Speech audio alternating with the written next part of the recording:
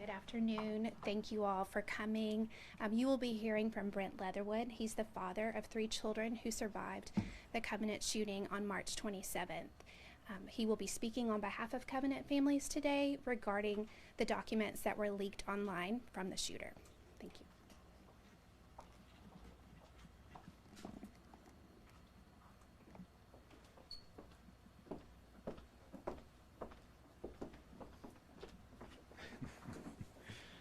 We're going to do it like this to make sure I don't interrupt your microphone feeds. Did I touch anything? Everybody can hear me? Okay. Well, thank you all for assembling here and being here at this moment. I find myself here again at Woodmont Baptist, a place that means so much to so many parents and families of the Covenant School. For it was here, in fact, just outside those doors behind us, it was here that so many of us were reunited with our children and our loved ones. And that is a beautiful example of what the church should always be, a place of reunification, a sanctuary from the chaos of the outside world. And certainly that was a chaotic day. Sadly, not all of us at Covenant had that experience that day. 6 of our families were fractured on March 27th. Never again to be able to tuck a child into bed or kiss a loved one goodbye as they left for work. For all of us, that was a day of unimaginable terror. Those of us with children and loved ones who did survive that mass murder event, the last 8 months have been arduous and difficult. So much so it's really hard to put into words what that pain has been like. And days like today only increase that already heavy burden. So how did we get here? Parents and families came together to prevent this exact moment from happening, to prevent the re-victimizing of our children and prevent further trauma to our families. Because we knew that these writings, these thoughts from the shooter were heinous. We knew that they were evil.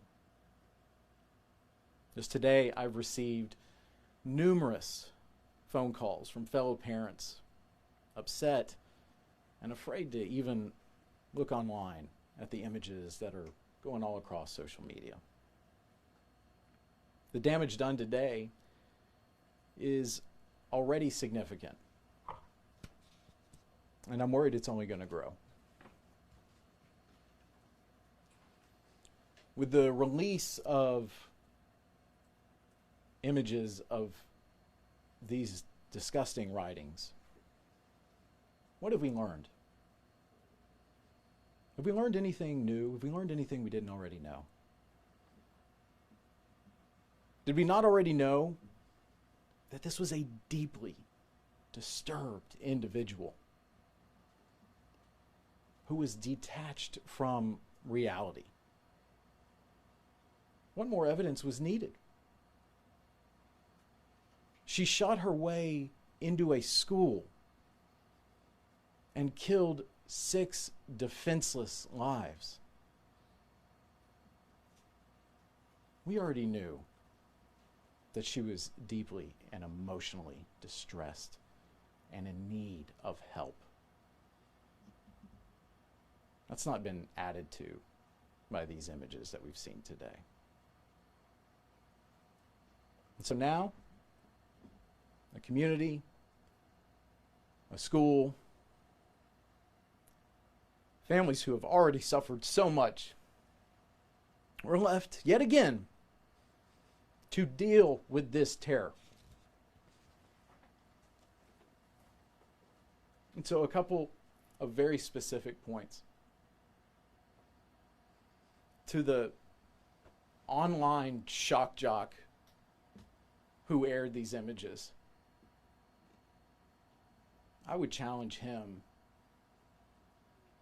and anyone who amplifies them online. Just be a human for once. Quit seeking clicks and retweets and platform building.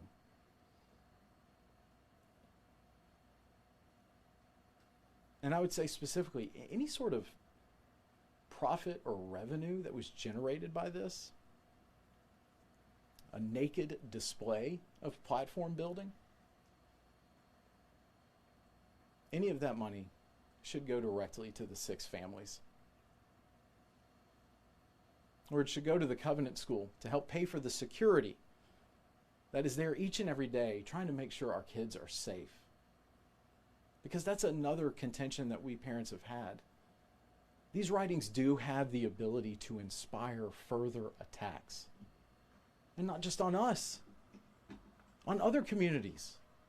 We saw this in Allen, Texas, where that shooter referenced the Covenant shooter.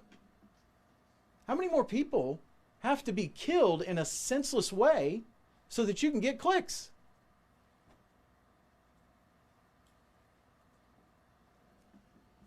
And lastly, I want to speak directly to the person who took these images and released them.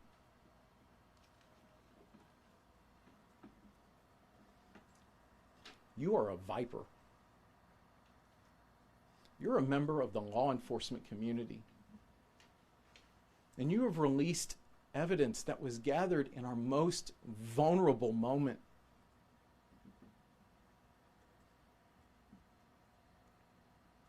You have now allowed this woman who terrorized our family with bullets to be able to now terrorize us with words from the grave.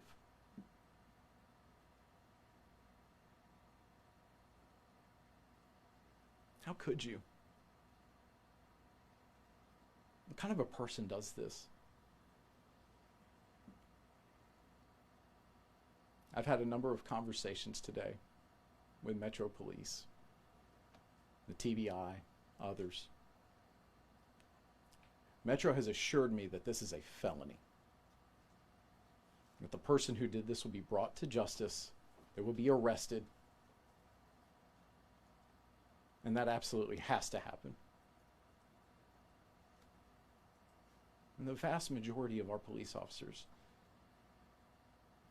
have obviously on that day shown incredible bravery, and since then they have shown incredible kindness to us. And I am so thankful for those police officers who have waved at our children, who have said how grateful they are for the prayers that our families have prayed for them on so many nights. And so this doesn't reflect you in law enforcement, whether it's Metro, TBI, or some other member of law enforcement. This is not you. This is someone who is in your midst.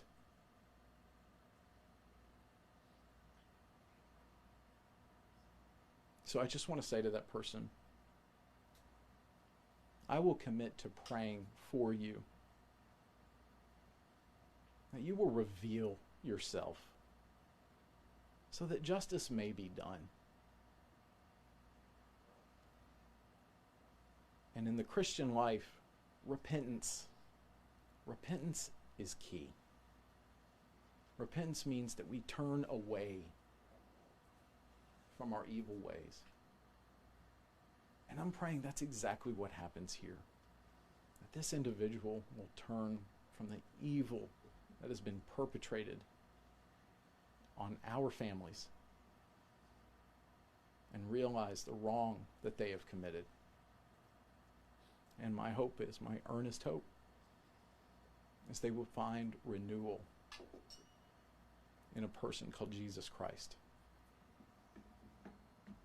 who we at Covenant, at Woodmont Baptist, and at so many of our churches around here that have been praying for our families, for our children, know to be the truth.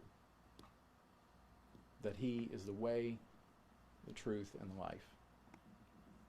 And for this individual, even though I believe justice must be done in this moment, that is the way he will truly be set free. I'll take a couple questions. Are you indeed confirming that these are the writings that the Covenant parents saw? I'll let Metro and any other law enforcement who have far superior capabilities in terms of technology to be able to answer that question and ascertain that. And then the law enforcement person that you referenced to, are you saying that that person is indeed law enforcement, or was this a citizen that? I don't took the believe picture? the hill was secured very quickly that day. I believe that this is a member of the law enforcement community. Mr. Leatherwood, thank you for your strength. Yes, ma'am. I Thank wanted you. to ask you a difficult question. Mm. This was going through the courts, Mm-hmm. and there was always the chance that these would make the light of day.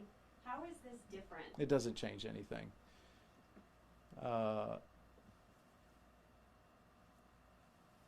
I believe that this is just the tip of the iceberg.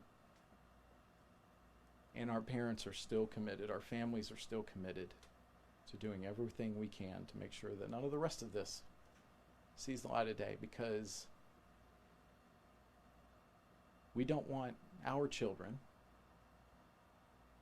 to someday read this stuff and whatever else may be there, because they're disconnected ramblings, but they are connected by one thing: they're evil. And so no, it doesn't change anything from that legal effort standpoint. Can you explain how this I'll give it to you later. blindside was really difficult this morning? I'm sorry, say it one more time. Can you explain? I'm sorry, I didn't get to finish my original Yeah. question. I really wanted to know how this blindside. Oh, I've walked around all day like a gut punch. You know, once I kind of was able to wrap my head around what I was seeing, I immediately went to Metro. And then I went up to TBI. Because I think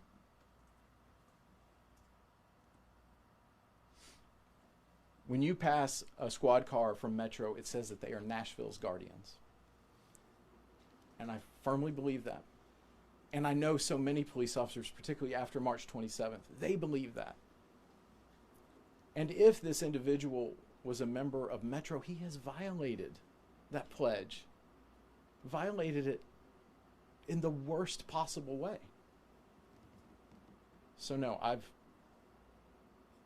been walking around, and so many of our families have been walking around in a daze today. Are you Mr. looking to file Ma'am. litigation? Hold against the- real quick, go ahead, I'm sorry. Metro Police has said it's not a crime scene photo, but are you suggesting that they are looking into whether somebody within the police department? I think they're doing all that they can to ascertain where this came from. Yes, ma'am. Are you looking to file litigation against the person who leaked this and the person who posted it to social media? We haven't even gotten into, so this is Eric Osborne. He's the attorney that represents parents and families. We haven't even gotten into what legal options are available. I think we're still trying to have open lines of communication with all members of law enforcement. Can you clarify a couple things? Yes. So you, I'll try. you and the other parents, on behalf of your children, Yes. legally own the writings because of the decision the Hill family made. Can we clarify that after the fact? Okay. But have you seen the writings yourself? No, no, That's what I asked. no, I'm So- sorry, no. No, to my knowledge, there has been no parent that has been given any sort of access, no.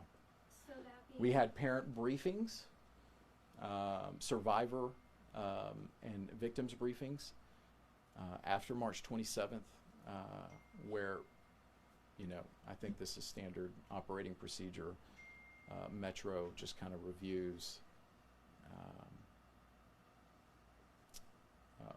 what their investigation has told them with parents and families. That's the only thing, that's the only knowledge, direct knowledge I have, So or that- any of the parents have.